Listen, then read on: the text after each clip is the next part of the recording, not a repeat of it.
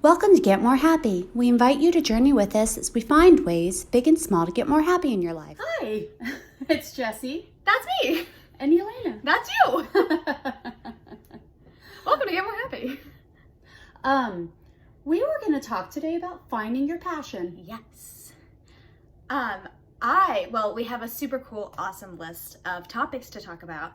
And I was reading through and I saw this one and it immediately made me think of something that's happening in my life right now, as it should. So at work, we're reading this book. It's called Start With Why. And it's really, really cool. It's talking all about why companies do things. I don't know what to do myself. You're talking. No, keep it. It's fine. Keep it. It's fine. Keep going. You're talking and I'm just like. Okay, go ahead. Go ahead. Go ahead. I feel like half of our videos. That's okay. It's just us We're laughing. spreading our joy. We're spreading our passion. Oh, yeah. Keep going. Oh, that's a really cool book. Go. Okay. Sorry. Can't breathe. Okay, so when we talk about finding your passion, Oh. you know, there's a difference between work and the things that make your heart sing. Yeah. There can be a difference between work and what makes your heart sing. And I think that you're discovering this, that, Yeah. you know, you had this broad career idea based on what you wanted to study in school. Go ahead. You can take over now. Thank you. Maybe I can do it without laughing this Maybe. time. So I studied interior design in college, and originally it was because I wanted to go work for Disney, because we all love Disney, as you know. And so that was the passion behind this design choice, was I really want to go work at Disney. I really want to help design the Disney world. That was the coolest thing to me. And then as it got a little bit later in my design schooling, when it was internship time and starting to really logistically look at what would it look like to move to Florida to do an internship there, or California, and how would that work, I sat down and had a deep conversation with myself and was like, is this really what I want? And I realized that my direction changed. Wasn't wanting to do interior design for Disney, that I wanted to do interior design because I was really interested in the way that spaces transformed our experience. And so I was able to follow, I guess, a different part of my passion than what I thought the umbrella was defined by. And now I work at a furniture dealership and I love it. Love my job. But we had a really interesting conversation at work on this book, Start With Why, about, you know, designing a panel-based workstation is not my passion. I mean, I don't live for top caps and raceways and all these different designer terms.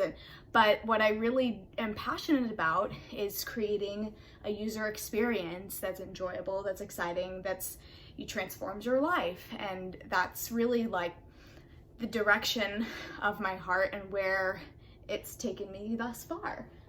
So I found throughout my life, there's a couple pieces to this, right?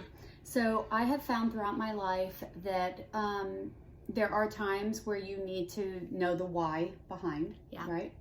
Because if you were just designing a workstation, you might lose your heart for it. Right, and I feel like you can burn out so quickly when you're not enjoying what you do. Exactly. And I know for me, you know, I originally was an aircraft engineer, which I was passionate about. I was passionate about what I wanted to do. When I was actually doing it, I wasn't as passionate about it. And then I decided to stay home when I had you and your sister. My passions changed. And I've been in fitness for a long time now. And I remember when Becca went to kindergarten and I started thinking, what should I be doing? Right. And I thought, I made a huge list of things that I might want to do. Lists. I love lists. And I really sat and I came down to like 2 different pathways and I really, really sat with these 2 pathways. and I imagined it all the way down to the nth degree. You know, what would my life look like if I like was the absolute best at this, you know, or the best at this. And that helped me decide what to do, because, you know, I decided I wanted the family direction. Right. But in it, I was also able to write down the things that I like about my job. Right. Or actually, the things I was looking for. That's what I did. I didn't do the things about my job, but I wrote down the things that I was looking for in a job. Exactly. And I like that I don't have a lot of oversight, a lot of somebody like just micromanaging me. I like that I'm working with people.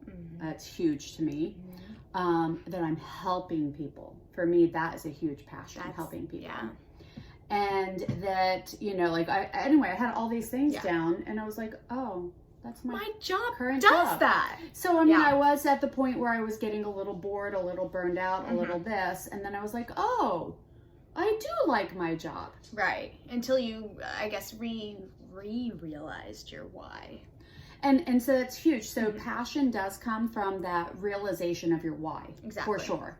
And once you realize that why, then you can make those decisions. So Becca and I had this conversation recently. Right. You know, about, she was talking about whether she wanted to be an engineer or not. And it was always just, I guess I like math. Sure. And she got to a point where her classes got really hard. And she was like, do I really want to do this? And so we talked about it, and we're like, okay, let's look at what else you could do. And we did a podcast on this recently, the fight, flight, and freeze. Yeah. And she got to where she was like, wow, wait, I really do want this. Yeah. And once she remembered her why, then she has the passion and the drive. Oomph, the drive. Good word. I was going for oomph, but you know. Oomph is a good word too. Yeah, you know, hey, to do whatever it takes. Now there's another side of this. And we've talked about this a million times too. So in your story, where you talked about Disney, and how you decided, I decided this other path was where I wanted to go, right? Yeah, it was not quite that easy. It wasn't that easy. That was a really challenging time, because since I was like 12 years old, I told everyone I knew, I'm gonna be a designer at Disney. You watch me, I'm gonna be designing for Disney. Catch me in 20 years at Disney World, I'm gonna be designing there. And so then when it was time to do that, I had to sit down and think, do I really want to do this? And, you know, we did the whole lists thing of what I wanted in a job. And it was very challenging, because in my list of what I wanted in a job, Disney didn't fit it. And that hurt my heart so much, because Disney was always what I was going to do. It was the answer, obviously. Well, that's where I was headed. This was me too. You know, I was going to be an astronaut. I was going to be an astronaut, and I became you on the moon. I became an aircraft engineer, because that was my best pathway to that. Right. And then I realized this isn't what I want, but I wouldn't let myself change my mind. See, I didn't have the experience that you do. You didn't have my experience. Well, you didn't have you as a mom. Exactly. So I just kept banging my head against it. No, this will happen. But what about this pathway? No. This is my pathway. Right? And I said no to a lot of opportunities. And I said no to a lot of things now that I'm now like, wow, that would have been perfect for me, but I wouldn't allow it.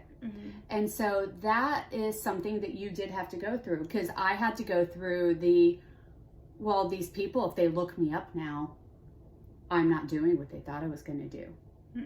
Do you think any of those people? Yeah, I really think that your middle school friends care about where you are. Yeah. And, you know, like for me, how many years out of high school, what if a high school person's like, oh, that person was supposed to be an astronaut. Okay, I'm not. Here's the secret. Most people are so self-involved that they're not really paying attention to what anyone else does. And that's what you had to get through. Yeah. Because it was not just a changing of your passion, but a changing of other people's perception of me.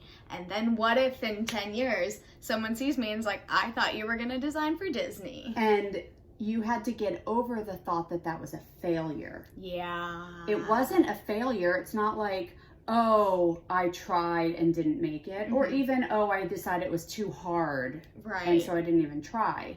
No, you changed your mind. Yeah. Which is so funny. Yeah. Because that was probably about 2 years ago when I was starting to intern. Yeah, does it feel like a huge tragedy now? No. I know, now you're like, wait, what was I upset by? Right?